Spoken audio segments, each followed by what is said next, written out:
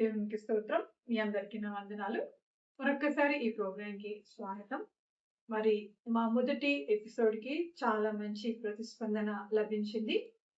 చాలా మంది కూడా మరి కాల్ చేసి మరి మీ కొన్ని విషయాలు మాకు చాలా స్పష్టంగా చాలా క్లియర్గా అది మాకు అర్థమయ్యేలాగా మీరు చెప్పినారు అని చెప్పి ఎంకరేజ్ చేయడం జరిగింది. మరి వారందరికి కూడా చాలా చాలా వందనాలు. మరి ఈ రోజు మరి మన్నా ఏ ప్రశ్న వేయబోతుందో మరి దానికి పరిశుద్ధాత్మ దేవుడు మరి ఏ రీతిగా సమాధానం ఇవ్వబోతున్నాడో మనం మరి తెలుసుకుందాం. మన్నా మరి నువ్వు ఈసారి ఏం ప్రశ్న వేయబోతా ఉన్నావు? ప్రైజ్ ది లార్డ్ అందరికి. సారీ, నాకు సోర్ థ్రోట్ ఉంది, so please bear with me. మేమిద్దరం డిఫరెంట్ ప్లేసెస్ లో ఉంటాము. మాకు ఇంక ఇదే టైం సెట్ అయింది ఇద్దరి షెడ్యూల్స్ ప్రకారం. సో సోర్ థ్రోట్ తోనే వీడియో చేయాల్సి వస్తుంది. ఐ హోప్ మీ అందరికి నా వాయిస్ అర్థం అవుతుంది అని. మరి లాస్ట్ టైం భాషల వరం గురించి మాట్లాడుకున్నాం కదా, ఈసారి ఐ వాంటెడ్ టు ఆస్క్, పరిశుద్ధాత్మ మరి అభిషేకం అనేది ప్రభు అయిన యేసుక్రీస్తు పునరుద్ధానం అయిన తరువాత మేడ మీద గదిలో వాళ్ళు ఉన్నప్పుడు అప్పుడు వాళ్ళు పొందుకున్న అభిషేకం నుండే మొదలైందా, లేకపోతే పాత నిబంధన గ్రంథంలో కూడా, అంటే ఆ ఓల్డ్ ప్రాఫిట్స్ కానీ కింగ్స్ కానీ జడ్జెస్ కానీ మొదటి నుండి కూడా పరిశుద్ధాత్మ అభిషేకం అనేది ఉందా అనేది చాలా ఏమంటారు, ఎక్కువ మంది యూత్ లో మరి అడుగుతున్న క్వశ్చన్ గా దాన్ని విన్నాను. So I wanted to ask, ఇది మరి పాత నిబంధన గ్రంథంలో నిజంగా పరిశుద్ధాత్మ అభిషేకం అనేది ఉందా, దీని గురించి ఇక్కడ రాయబడింది? చాలా మంచి ప్రశ్న అడిగినావు మన్నా. అయితే ఇది చాలా సిల్లీ క్వశ్చన్ అని కూడా నేను అనగలను. ఎందుకంటే మనకు అందరికీ తెలిసిన విషయం ఏంటంటే ప్రభుని యేసుక్రీస్తు యొక్క జీవనమే ప్రవచన సారము అని అంటాం. అంటే చూడండి, పాత నిబంధన గ్రంథంలో ప్రభుని యేసుక్రీస్తు గురించి ఎన్ని ప్రవచనాలు ఉన్నాయి. ప్రవచనం అంటే ఏంటి? Prophecy, gift of prophecy. So gift of prophecy ఎక్కడెక్కడైతే వచ్చిందో అక్కడ డెఫినెట్ గా పరిశుద్ధాత్మక అభిషేకం ఉంది కదా. మరి మనకి పరిశుద్ధాత్మ అభిషేకం లేకుండా ఎవ్వరు కూడా మరి పాత నిబంధన గ్రంథంలో కానీ కొత్త నిబంధన గ్రంథంలో కానివ్వండి ఏ విషయాలు కూడా మరి తెలియపరచబడలేదు, ప్రవచింపబడలేదు అని మనము చెప్పుకోవచ్చు. అయితే మొట్టమొదటి మనకి ఆ పరిశుద్ధాత్మ అభిషేకం పొందుకునే వ్యక్తిగా మనకి చాలా మంది కనిపిస్తారు. కానీ చాలా ప్రామినెంట్ వ్యక్తి ఎవరు అంటే మనము మోషేగా మనం చెప్పుకోవచ్చు. మరి మోషేని కనుక మనం తీసుకుంటే సంఖ్యాకాండంలో ఆయనని దేవుడు చాలా ప్రత్యేకమైన రీతిలో తను అభిషేకించుకున్నాడు. అంతేకాదు, he is the only person in the old testament, పాత నిబంధన గ్రంథంలో అతని ఏకైక వ్యక్తి అతని అభిషేకంలోని కొన్ని పాళ్ళు తీసి, అంటే ద మెజర్ ఆఫ్ అనాయింటింగ్ లో ఆయనకు సంబంధించింది ఇంకో కొంచెం పాలు తీసి ఆ 70 మంది ఆ యొక్క పెద్దల మీదకి దేవుడు మరి అనాయింట్ తిరిగి చేయమని చెప్పడం అనేది జరుగుతుంది. అంటే అక్కడ impartation of the Holy Spirit కూడా మనము చూసాం.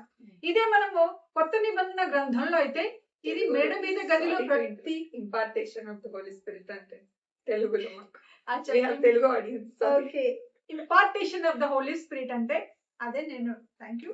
సో ఇప్పుడు చూడండి, చేతులుంచినారు.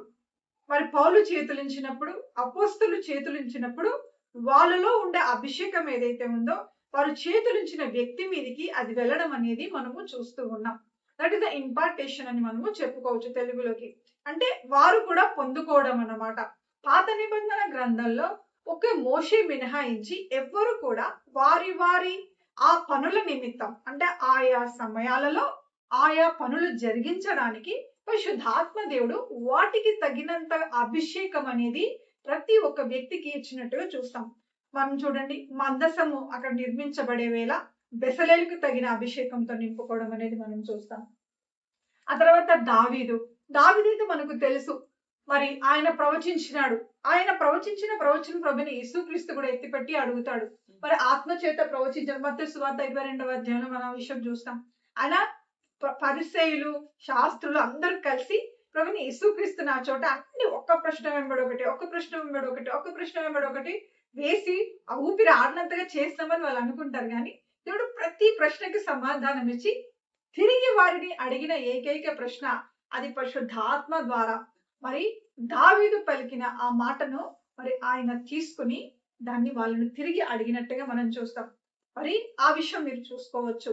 కాబట్టి దీని ద్వారా మనకి ఏమర్థం అవుతుంది అని అంటే పరిశుద్ధాత్మ అభిషేకం అనేది పాత నిబంధన గ్రంథంలో ఉన్నది. కాకపోతే కొత్త నిబంధన గ్రంథంలో మరి తిరిగి మేడ మీద గది మీద ఎందుకు వెళ్ళి చెప్పమన్నాడు? ఈ ప్రశ్న అనేది మామూలుగా సాధారణంగా వస్తుంది. యాక్చువల్గా మెయిన్ కన్ఫ్యూజన్ అనేది ఇక్కడే మొదలవుతుంది. బైబిల్ సరిగ్గా చదవకపోయినా లేదా బైబిల్ని పరిశుద్ధాత్మ యొక్క వెలుగు లోపల కనుక మనం చూడకపోయినప్పుడు ఇటువంటి సందేహాలు అనేవి మనకి వస్తూ ఉంటాయి.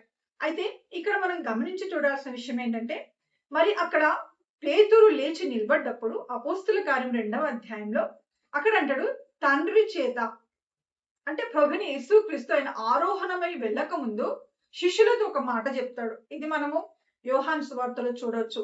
మీరు మేడ మీద గని మీద కనిపెట్టుకుని తండ్రి నాకు ఇచ్చిన వాగ్దానం కొరకు మీరు కనిపెట్టి ఉండండి అంటాడు. పాత నిబంధన గ్రంథంలో మరి చూడండి ఆ యొక్క అవుట్ పోరింగ్ హోలీ స్పిరిట్ మాత్రమే ఉంది. అంటే ఏంటి? పైనుంచి వచ్చిన అభిషేకము ఒక పని జరిగించేంత వరకు మాత్రమే వారితో ఉన్నది. కానీ కొత్త నిబంధన గ్రంథంలో అది ఇండ్వెలింగ్, అంటే వాళ్ళతో పాటు అది నివాసం ఉండేందుకు ఆ ఆదరణకర్త వారిని అభిషేకించుకున్నట్టుగా మనము చూస్తాం. అందుకే పౌలు అంటాడు ఇంకా బ్రతికి ఉన్నది లేదు నేను కాదు గాని, లేదా నేను జీవిస్తున్నది నేను కాదు గాని నాలో ఉన్న క్రీస్తే అని అనగలిగినాడు. సో మరి ఒక మాట మనం చూసుకోవచ్చు. అంటే ఏమైంది? భూమికి సృష్టి ఆరంభంకు ముందే ఒక సంఘటన జరిగినట్టుగా మనకు అర్థమవుతుంది. ఏంటి ఆ సంఘటన? తండ్రి అయిన దేవుడు కుమారుడు అయిన యేసుక్రీస్తు కూర్చొని ఒక మాట్లాడుకున్నట్టుగా మనకు అర్థమవుతుంది, సంభాషించుకున్నట్టుగా మనకు అర్థమవుతుంది. ఏంటి ఆ సంభాషణ? సరే నేను వెళ్తాను, నేను వెళ్ళి నా యొక్క రక్తం అంతా చిందించి నేను కల్వరి శిలువ పైన మరణించి తిరిగి నేను 3వ రోజు నేను లేస్తాను అని నా రక్తం ద్వారా మరి నీ యొక్క న్యాయాన్ని నేను సంతృప్తి పరుస్తాను అని బహుశా ప్రభుని యేసుక్రీస్తు మరి తండ్రి అయిన దేవునితో మాట్లాడి ఉండవచ్చు.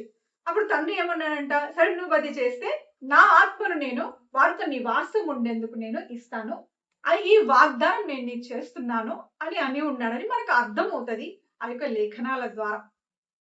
మరి తండ్రి వల్ల పొందుకున్న ఆ వాగ్దానం పొందుకున్న తర్వాత అపోస్తుల కార్యాలలో మళ్ళీ ఇంకా ఎవరు కూడా ఎవరి దగ్గర నుంచి వినకుండా ఉన్నట్టుగా వారు దేవుని ఆత్మచేత నింపబడి వారి దేవుని ఆత్మచేత దాంట్లో వారిలో నివాసం ఉంటూ వారిని నడిపించినట్టుగా మనము చూస్తాం.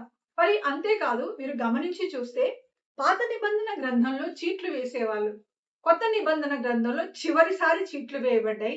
అది కూడా ఈ 12 అపోస్తుల్ని మరి ఆయన ఎన్నుకునేటప్పుడు మరి తప్పిపోయిన యూదా, ఇస్కారియోతు యూదాకు బదులుగా మత్తయిని ఎన్నుకున్నప్పుడు చివరిసారిగా చీట్లు అనేవి వేయబడ్డాయి. ఇప్పుడు మనకు చీట్లు వేసే పద్ధతి లేదు.